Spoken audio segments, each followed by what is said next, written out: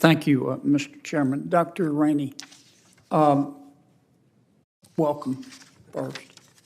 You are an ER doc, is that right? Okay. Correct. And understand you've been on television a lot? A fair amount. Yes, ma'am. And I understand you built a home television studio, is that right? That's a bit of an exaggeration. I had a laptop on a stool. Your husband didn't build you a home studio? He did not build me a home studio, no. Okay. Let me ask you this. Why do you think that Chicago has become America's largest outdoor shooting range? Do you think it's because of Chicago citizens who have no criminal record, but who have lawfully a gun in their home for protection or perhaps for hunting? Or do you think it's because of a finite group of criminals who have rap sheets as long as King Kong's arm? So Mississippi, Louisiana, and Missouri actually have higher firearm death rates. Obviously, there's certain... What about Chicago?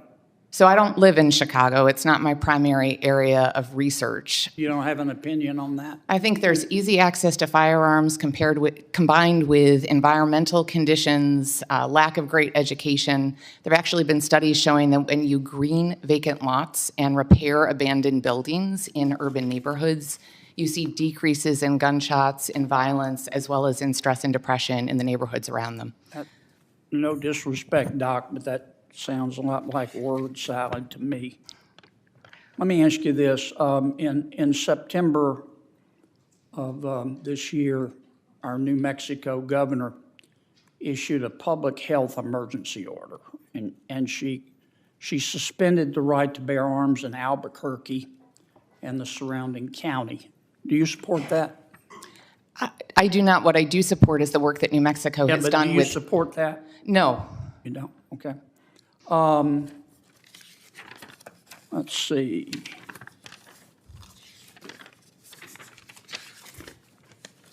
During his first 2 years as the DA in Philadelphia, District Attorney Krasner and Loster dropped 47% of all the illegal firearms cases in the city. Do you agree with that? I'm not a lawyer. I'm a physician and a public health professional. I can say that New Mexico has done amazing work in trying to address the suicide and partner violence. I'm asking about Philadelphia.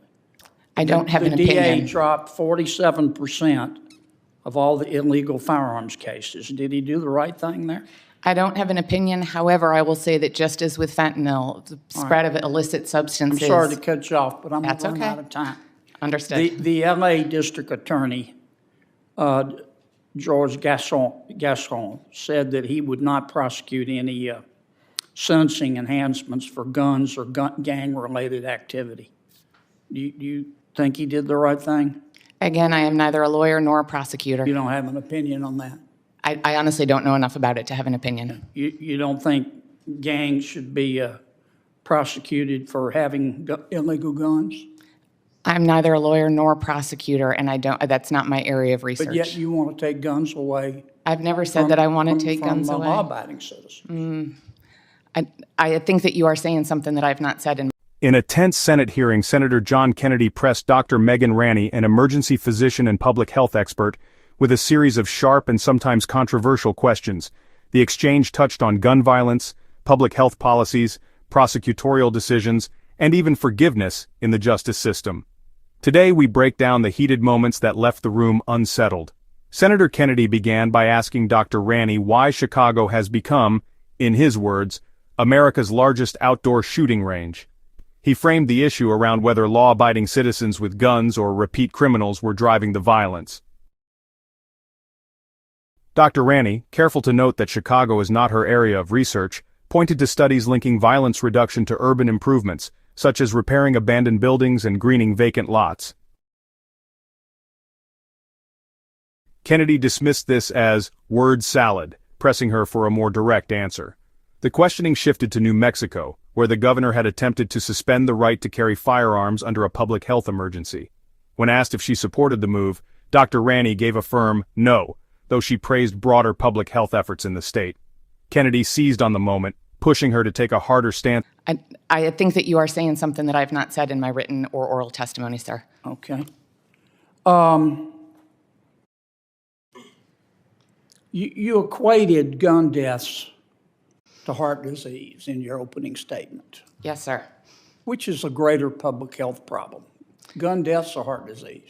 So heart disease does kill more folks across the United States, largely in the About end of their life. 700,000? Mm-hmm. Yeah. Gun deaths about 50,000? Correct. Do you support outlawing fried foods? I'm sorry. How does that relate to? Because fried foods contribute to heart disease, don't they? Again, I have not written or said that I support You're a outlawing. physician, right? I am. Have I said that I support outlawing anything in my testimony today? Okay. Let me ask one more question. I'm sorry, I cannot see that far, Doctor, on the very end. Cozy Gay, thank you. Yes, sir. You said, I wrote it down, you said that no one should be judged by the worst thing they have done in their lives. Correct. If one of these young doctors sitting behind you, God forbid, walks out on the streets of Washington, D.C., and is raped or sodomized, you don't think the rapist should be judged? I don't think it should be terminal. It shouldn't be for the rest of their lives. You think we should forgive them and not give them any punishment?